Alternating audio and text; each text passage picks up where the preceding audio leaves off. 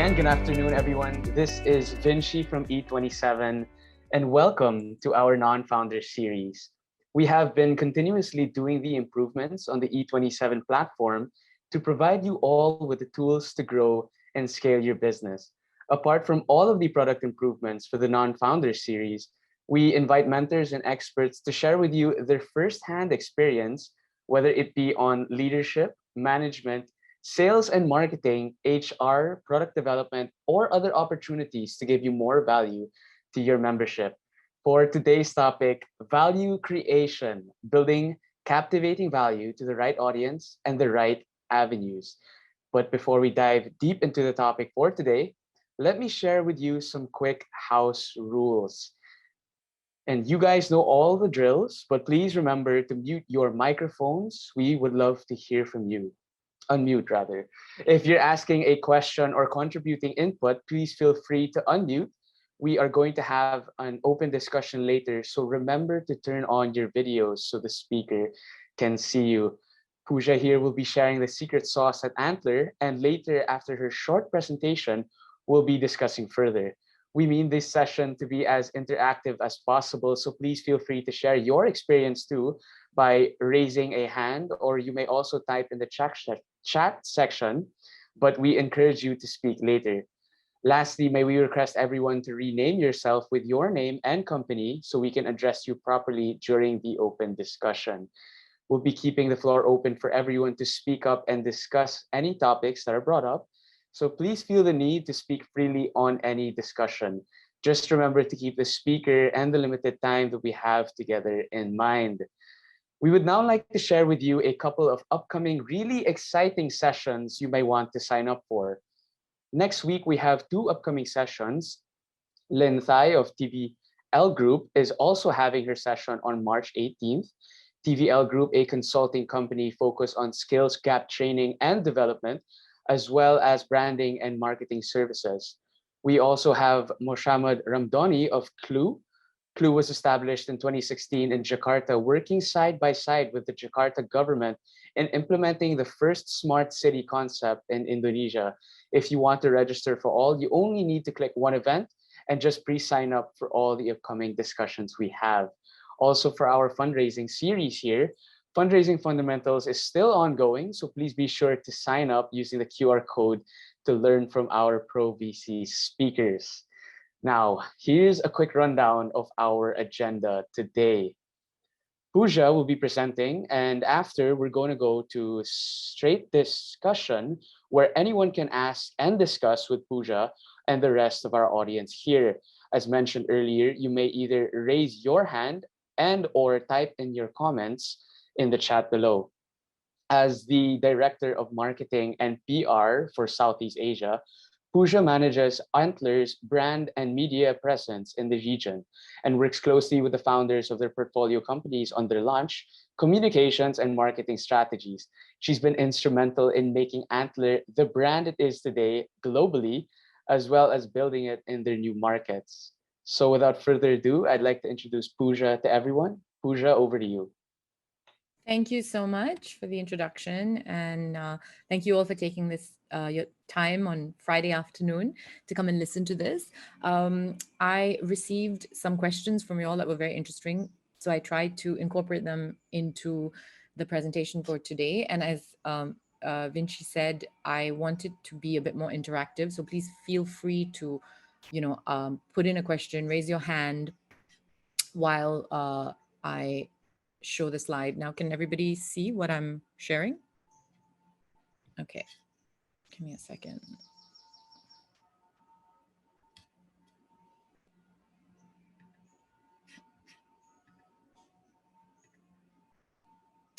Okay, so value creation and building captivating value to the right audience. I mean, it's such a big title, and we've got a short time to discuss this. Just a bit about me and my relationship to Antler. I've been with them for about 2 years, just finished 2 years, and pretty much from the very early stages when Antler itself was a PowerPoint deck when I met the founders and joined.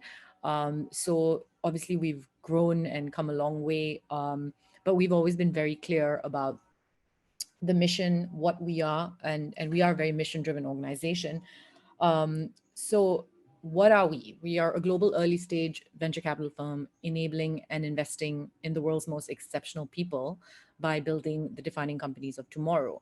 So at the core of what we do is people, and that's always been our thing, that we want to make sure that our people are the founders. That is our in our principles. We are a founder first company, have the best platform, the best resources, and of course capital to start off and launch their companies in the right way. We of course have a very stringent hiring process, or I wouldn't say hiring, but bringing in founders into the program. So on an average, 3% of applications for each cohort are accepted into the program, out of which I would say 50% eventually get investment. And we receive thousands of applications. The average number of applications that we receive per cohort is about 3 to 5,000. And last year for COVID, we changed the program into a hybrid program. We are lucky in Singapore, of course, that we are still allowed to have small sessions in person. And we had ICs last year online.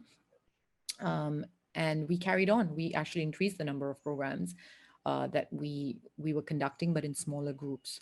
Now, for in keeping in theme with the title of this, what is value? The definition of value creation is giving something valuable to receive something else that's more valuable to you. That is in the business sense of how a business owner looks at it. But for us at Antler, we have so many stakeholders, and we have founders, we have investors, we have the Antler team itself, and then we have our advisors. So we are actually, this whole community makes up Antler, and we are run and built by former entrepreneurs, successful investment professionals, people who've done this, and we support the growth. This is how we see an exchange of value between all the different stakeholders at Antler. I'm just going to run through this. Most of you know, but basically we take in individuals, we match co-founders, and then it's 10 weeks, the first phase of the program, and then investment committee, and you always get support. So one of the biggest one of the most valuable things we offer is access to the correct people while you're building your company, whether it's to kill your idea, and we think this is not the right thing, you should move on to the next one, or whether it's to connect with the right co-founder. It is always useful to do that. Okay. So what is the value your brand offers? Now, it is the responsibility in a way of the brand to inform the customer how the product or service is going to transform your life. And usually the customer is not going to know. So you need to really do some deep digging in figuring out what exactly it is. So defining a mission that transforms people's life and telling it in a simple yet gripping way. I think one of my mantras for marketing and communicating is really, I think people lose the essence of being simple. It is not easy to be simple in your communication because you are so knowledgeable in your own field, in your own bubble in a way at times. And when you're trying to do something new, and this was something that I realized when I started with Antler, and initially we used to use the word startup generator, and I realized that just defining the term startup generator was so complicated because people just did not understand it. So we simplified it ourselves. It was an exercise that we went through, and we've rejigged our language, and to make sure that we can relate to the consumer clearly. So now we just say we are a global VC. We have a global platform, and we take in individuals without ideas or teams, which very few accelerators or people in that genre of industry do, because usually you need to have a co-founder, you need to have a business plan, you need to have an idea. But we're saying, hang on, we can provide all that value. And so if you want to be an entrepreneur, we can transform your life by giving you everything you need and the tools. Um, when you're talking about a product or uh, okay, I just realized I can't see the question. Um, 1 minute.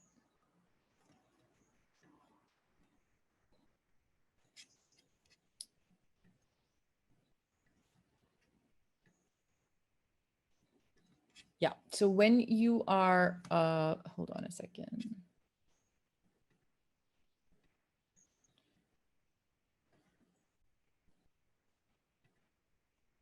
When you are talking to your customer, focus on the consumer and the value you add, not on them buying the product or the service. So what are their pain points? Where do they live? Where on social do they live? And what is important to them?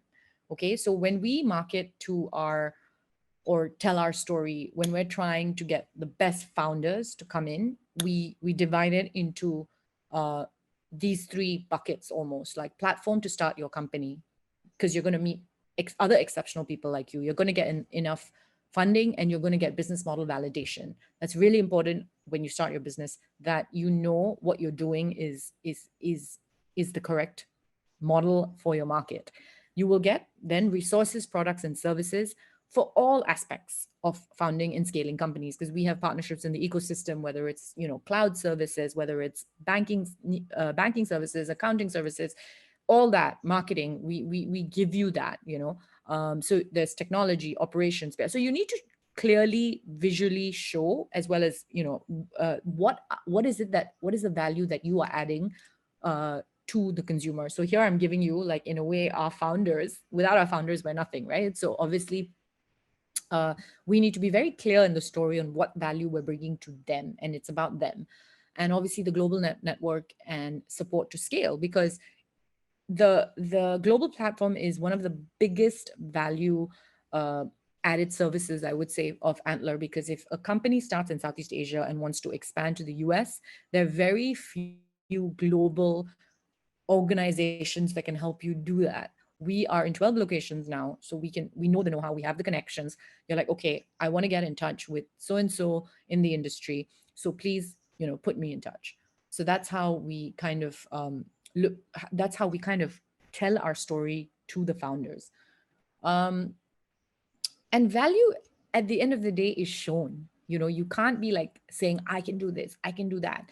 So when we have our own founders basically benefit from the platform, they tend to share themselves without being told that this is how we've benefited, and that speaks for itself. I mean, that's the ultimate, right? When your customer or client basically speaks up for you because they believe that it's helped them. um, this is another thing, right? Like, people need to see people like themselves and then be attracted to an organization. Um, sorry. So when we also show our profile of people to attract other people, it's like very clear. These are the kind of profiles we look for. You know, tech and product builders, business operators, domain experts. Yes, they come from big companies, big tech, but we also have, your a lot of founders that have been in completely different businesses and suddenly realize, okay, I have this desire to start and become an entrepreneur and build something in tech. I've been brick and mortar. So we have those examples as well, but we basically need to showcase what the offering is for them. We also have data-driven investment decisions. We have built an internal platform that calculates everything, so data points on founders, the amount of due diligence we do, the market research, the business model. So everything that's being built is being tracked. So this is one of the unique value added things that Antler has, this entire tech data driven approach, where we are seeing what is working and what is not. So when I say this, I mean, like, founder X came from this background and built something in this space with this model. How long did it take to work? How long did it take for them to get their first round of funding? So all these things are being tracked right now, which is something that we will always go back and visit. We also are constantly tracking the applications. It's a whole funnel. What works? What kind of founders, get along better?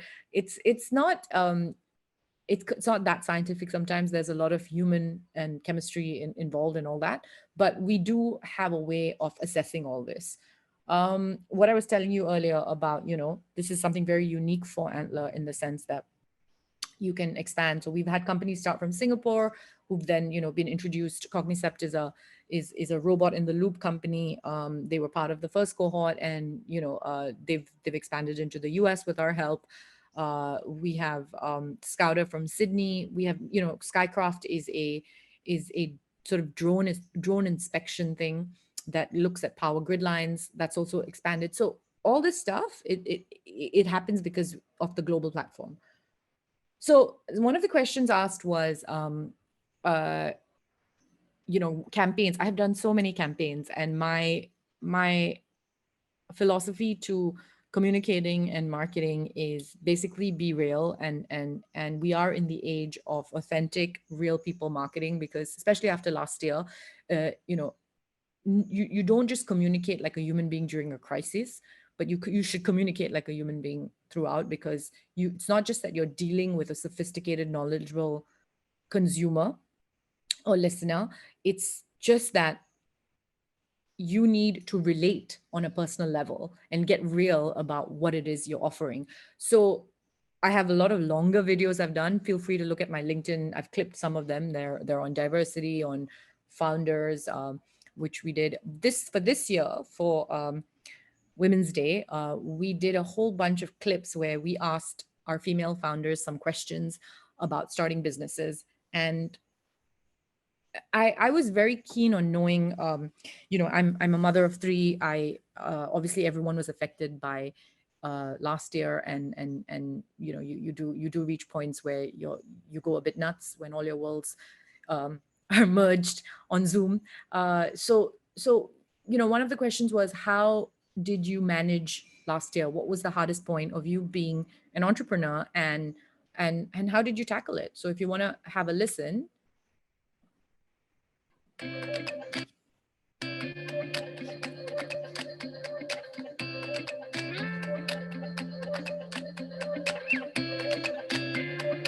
My hardest moment occurred as COVID hit the world and Nairobi, where we're based. Shifting our lives online, juggling 3 toddlers at home, and starting a business in such uncertain times really challenged me mentally and physically, and tested my resilience. 2 weeks after we started Metalinks, the whole country went into lockdown, and all our potential clients were too busy just dealing with that. But it also normalized remote meetings, and so we were able to create more leads outside of the UK. Parting ways with my ex-co-founder last year was definitely very difficult, but through extensive heart-to-heart conversations, we were able to handle it amicably and stay friends.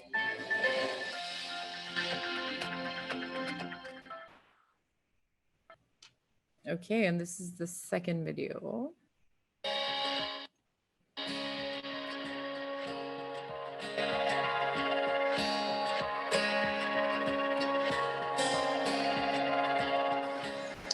Doubt is only removed by action. Try to be involved in as many as these entrepreneur and startup networks and communities as possible, and don't be afraid to ask for help, advice, or introductions. Build a strong network. There will be tons of unknowns and challenges thrown your way, but treat them as gifts, because through these challenges is how we grow.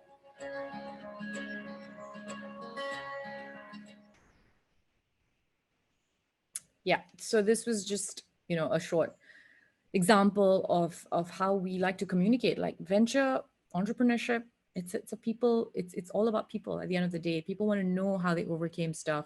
You can't, success always looks really great at the end, but years and years of work goes into what eventually comes out. And I think people need to hear more of that, and understand how people did it. We also are, of course, big on diversity, through culture, purpose, principles, and what we wanted to highlight this year, which I also feel very, very strongly about, was diversity is not just about gender. It's honestly about the way you think. It's about the way you do things. It's about the way you interact with people. So whether you're talking about the ability to cross-culturally communicate with people from all over the world to get stuff done, or you're talking about diversity of thought, because what is diverse about having a pool of people that went to the same elite university, hang out with the same group of people, so this is another big thing that we're trying to address, the mindset, because we think that only when you have really different mindsets come together and different levels of diversity, so cognitive diversity, cultural diversity, and then only can innovation really happen, and then only you are ready for this new kind of workplace that we are imagining. So future work, you need to be forward looking in the way you communicate, and not be stuck in certain ways. So I think that's when people think about stuff they don't normally think about, and it piques their interest because they're learning something new. Platforms that we use, of course, for us, LinkedIn is the biggest, and we've grown tremendously very fast. Twitter is also getting more and more important for us, but Twitter is something that if you really want to be part of the conversation, and you have to be consistent towards it. I haven't put Clubhouse here, but that's obviously now exploding. And if you're in the audio space and you like spontaneous discussion, I highly recommend it. I myself am getting on it, and we're going to be having more and more events. Facebook, as my son says, the boomer platform, still works for certain communities, still works for certain places, but it really depends on what industry you're in and if it works for you. Instagram, absolutely love it in terms of lifestyle brands, D2C, just so visual, easy to use. I've put here, like, in terms of pretty much in terms of I would say Instagram has been grown faster, but it's amazing how many of our brands gain from it and use it, because we do have a lot of consumer-faced brands which depend on this platform. So you need to know where your consumer lives, pick your platform, and focus on that, and use it to leverage your product. You can't ignore social, but choose the right social. You can't be everything to everyone. That's something that, that's the basic premise of targeted marketing and niche marketing. And I think it's really important to note that the internet is about niche marketing. I mean, that's the whole idea of it. It's not about mass marketing. So really pick your platform well, knowing who your consumer is. We also, as a platform, global platform, we believe in knowledge a lot. So I launched the Antler VC Podcast last year. It's been a year. It was one of my COVID projects because I still wanted to continue spreading knowledge and getting information from leaders in the ecosystem from around the world.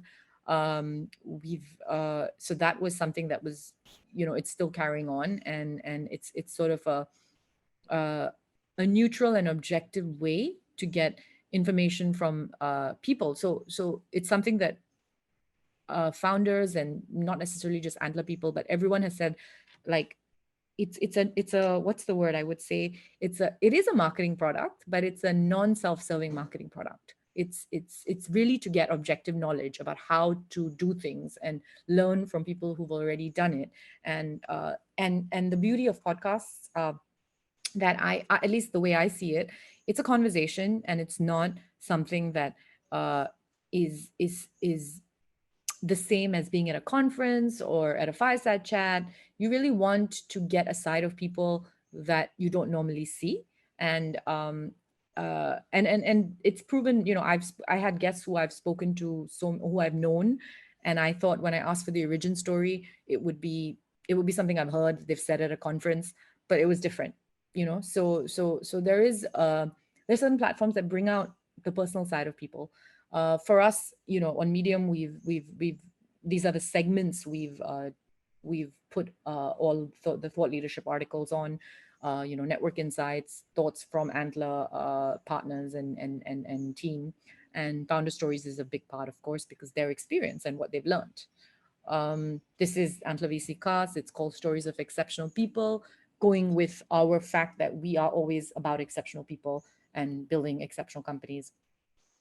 If you want to talk about content marketing, this was another question. Content marketing is essentially talking about your product in a macro way on how it affects the lifestyle of your consumer versus direct sales and just saying, I sell this is the benefit. So for us, entrepreneurship, especially for the podcast, that's the center of it. And these are the different ways we talk about all the things and the themes.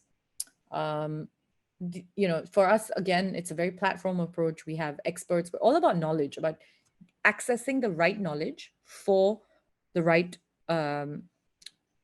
startup. So in the sense that if you need media advice or content advice and you're building a product in video, we will make sure we get the best person to consult you if we don't have them in-house already.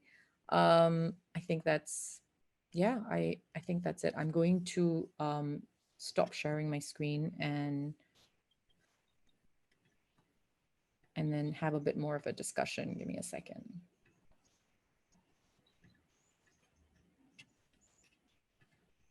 Okay. All right. Thank you very much, Puja, for an insightful and constructive presentation. I would especially like to echo a few points for all of us to remember on value creation. Firstly, your brand needs to define a mission that transforms people's lives and tells it with a simple yet gripping story. When you market, be real and authentic. You should be communicating like a real human being throughout and not just during a crisis. Be real on what you're about and what you are offering. Moreover, diversity is not just about gender. It's about the way you do things. Be forward-looking and more open-minded to stimulate your innovation. Lastly, you need to know where your consumers live on social media channels. This is important to know because the internet is really about niche marketing, so pick your platform well. If you found any reflection or would like to give any feedback on any of these points, then feel free to share your thoughts, raise a hand, chat, or unmute. Feel free to speak your mind on today's topic because the floor is now open for a back and forth discussion. So we actually have here a few interesting topics. Firstly, we have a topic on Puja, a question for you. How frequently should you post to become a credible thought leader? And does this result in more leads? Yeah, so I would say quality over quantity, but also consistency is important. On LinkedIn, you almost can get punished for posting too often. So 2 to 3 times a week. And honestly, not even necessary that you do 3 times a week. If you have nothing of value to add, there is so much content out there, and you need to basically give before you get. And when I say get, I mean like whether it's engagement or increasing your followers. But again, like I say, consistency. And you don't want to be all over the place either. You want to be a thought leader in your industry. You got to be very clear about the platform, what the offering is, what do you want to be known for. The whole concept of like when someone thinks of let's say they think of SaaS in Southeast Asia, who would be the first person they think of? So if you want to head towards being like a thought leader in SaaS, and within SaaS, again, there's so many different divisions, then plan your content accordingly. Share, whether it's you're sharing other articles or you have a view about something that's happened in the space. But it's a conscious effort. These things don't just happen. So I would say to consistency, but also quality over quantity. Now, if anyone would like to contribute to this open discussion, just feel free to raise a hand. If you feel that you are curious about any topic or would like to share your own experiences, feel free to chat or let us know in the chat section. We have here an interesting topic on finite resources. The one audience member would like to know, how do you capture the right value with finite resources? Oh, we all have finite resources. I mean, everyone's like in a startup world, right? But you need to weigh in on, long term, or at that point, is this is spending on a certain thing worth it? And whether it's marketing or PR or getting a micro influencer. And there are ways to barter these days. I mean, especially in startups, like I've seen people, whether it's bartering coaching for some publicity, or even giving a really small amount of equity to an influencer, because you can't afford them, and you're too early a stage, but you need them to just be known if you're starting something in a new space that you're not known in, and really don't know where to start. So there are creative ways around creating collaborations with finite resources. I think a collaborative nature to market, and being specific in the space that you want to be known in will help then narrow down your priorities and who to work with.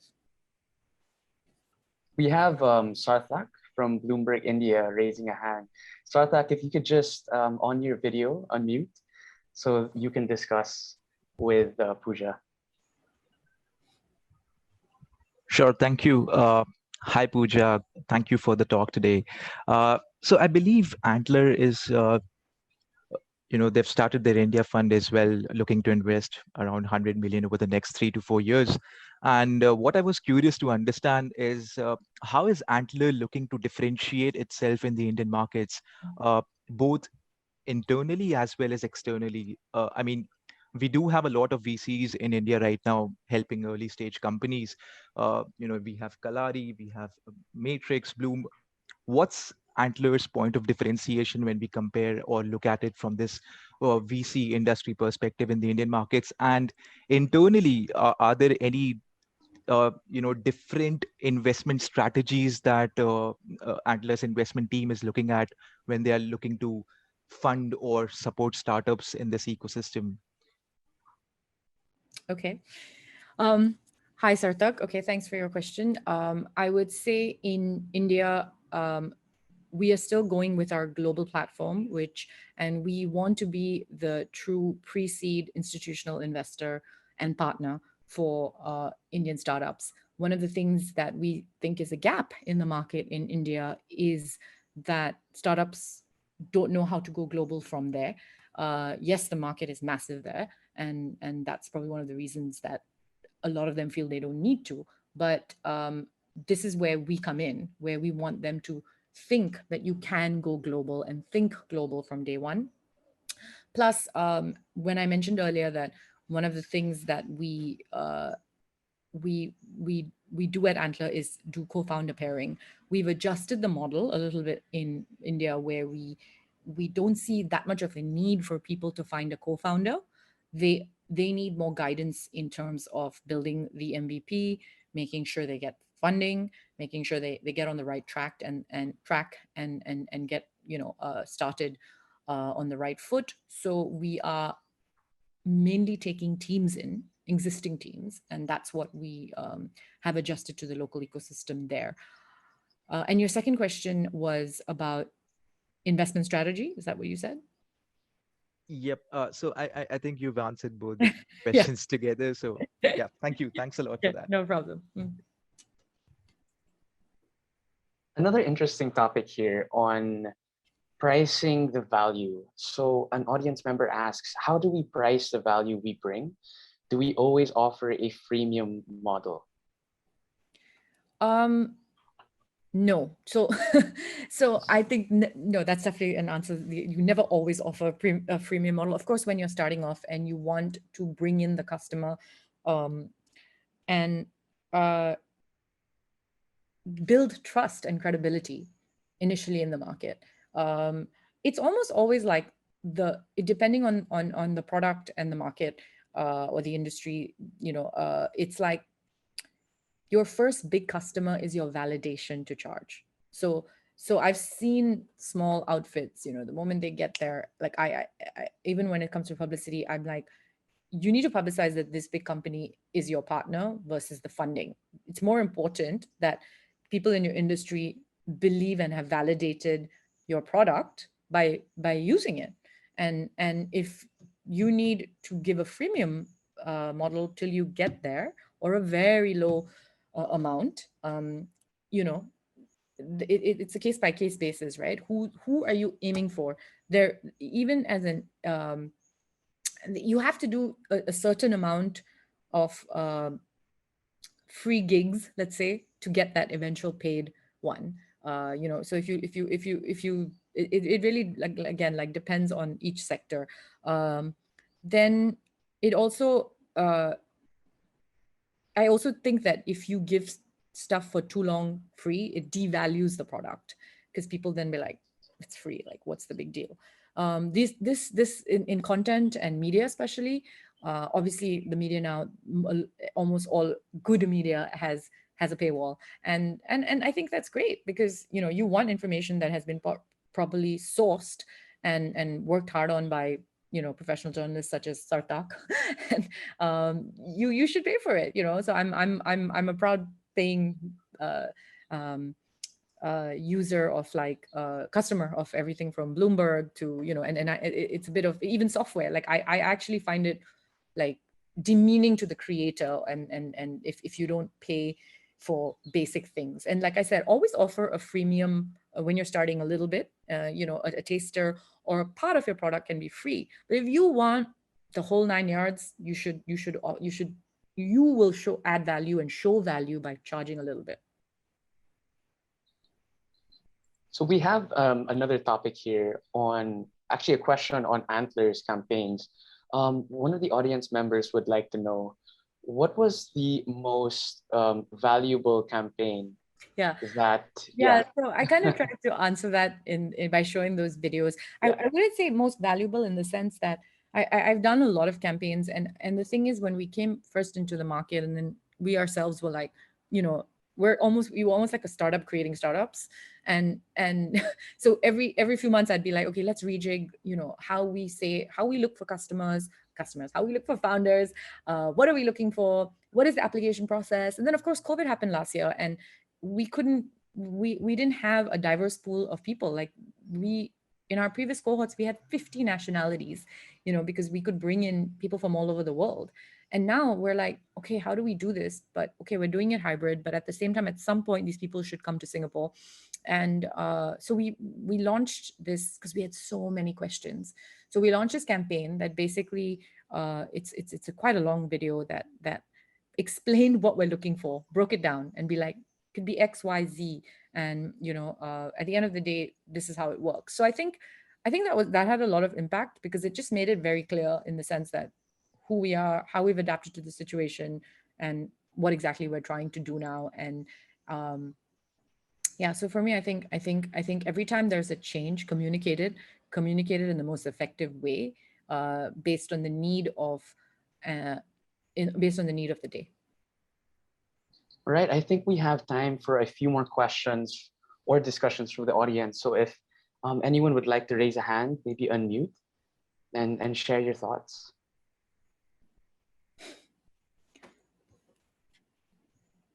Okay, I think everyone's very attentive. Yeah. So that's all the time we have for open discussions. Thank you very much, everyone, for your questions, and to Puja for a very perceptive discussion. All questions have been very thoughtful, and I'm sure will go a long way in your own experiences planning and building your marketing strategies. Again, thank you so much, Puja, for being with us today. Your inputs are greatly appreciated. Thank you for always supporting the community. If you have any questions, feel free to reach us out on memberships@e27.co through email, or visit e27.co/membership to find out more. Okay. To all those in attendance, thank you all so much, and please enjoy the rest of the afternoon. Thank you so much, Puja. Have a good weekend, everyone. Bye.